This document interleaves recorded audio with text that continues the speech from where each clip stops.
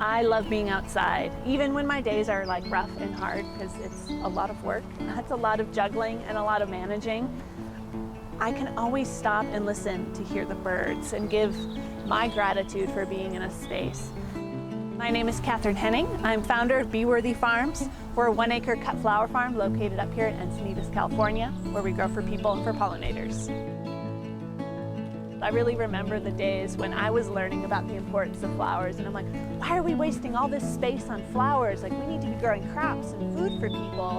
And I got to observe the benefits of creating this habitat and the number of lizards we saw in there and all the different insects.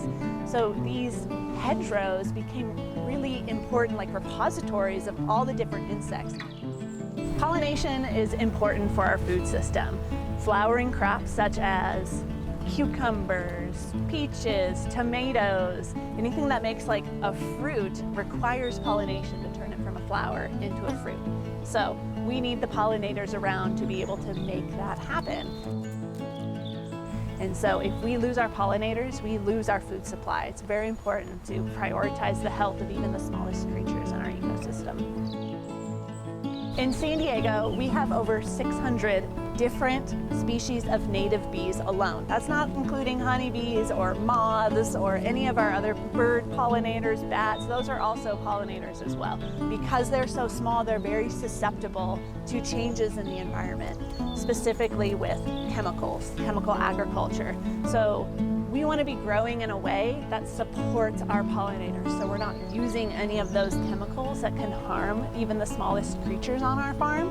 And so when we prioritize growing for pollinators, growing for the bees, we are then inherently thinking about how can the ecosystem function as a whole? How can our plants be healthy so they're not getting infested with the bad insects or other diseases? So that makes you think of, okay, how are we treating the soil? Are we adding a lot of carbon into the soil? Are we creating enough fertility and moisture right where the roots are so the plants can be healthy and strong? We're looking at seasonality, making sure we're growing at the right time of year.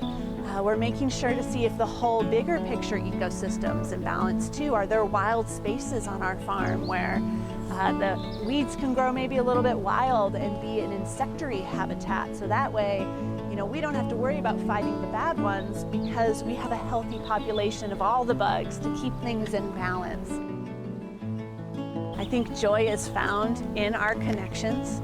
And I think in order to feel joy, we need to feel safe, to really fully experience the expansiveness of our heart space. We need to feel safe, and nature is a really wonderful space to do that.